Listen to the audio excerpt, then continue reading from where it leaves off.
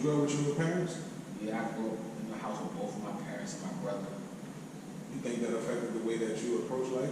Yeah, it definitely did in good and bad ways. Like, so in the good ways, it's like I always knew what love was. I never had to really question that. Like, you know, my parents were very encouraging, supportive of me and who I am. And like, whatever I want to do, they'll support me fully. So I understood that. But in the same token, growing up with both my parents, like, it provided a safety net, whereas like I knew I fucked up, they'll be there for me. So a lot of things in life now, as I'm getting older, I'm seeing that like it's kind of like I was handicapped in some levels. Like, you know, I know some people that didn't have both of their parents and they really go there and they grind super hard to get what they gotta get and do what they gotta do.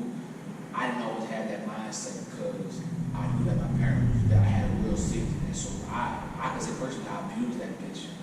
So I know that. Yeah. What's one thing you'll tell a youth of New Orleans moving forward right now? If you can go back and be like, I want to tell a younger Devin and the newer Devin on the street that's your age.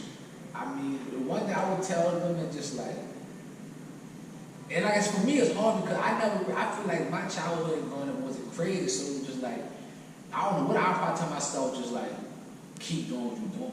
Like, you know what I mean? Like, just believe in yourself, you know, and just be dedicated to what it is that you want to do. But, you know, for these kids in the streets now, I would really tell them more so just, like, man, I wouldn't have nothing to tell them. I really would just ask them, what's going on with you? Like, you know what I mean? But so if you had one slogan you would want to tell a youth right now, what would you tell them? I mean, read a book. Because I feel like reading books is like the best way to get knowledge and shit. And,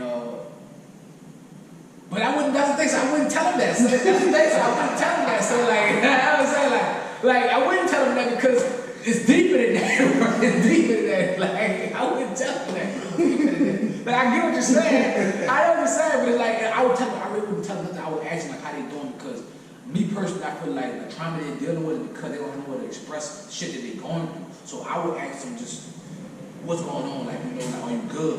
Like, that's what I would ask them. Like, are you good? Because I know, like, a lot of shit is shit that they're dealing with that it's not their fault. So that's what I would tell them. Like, you know what I mean? I wouldn't tell them shit, I'll ask them. That's at least some folks are telling these kids what we want them to know.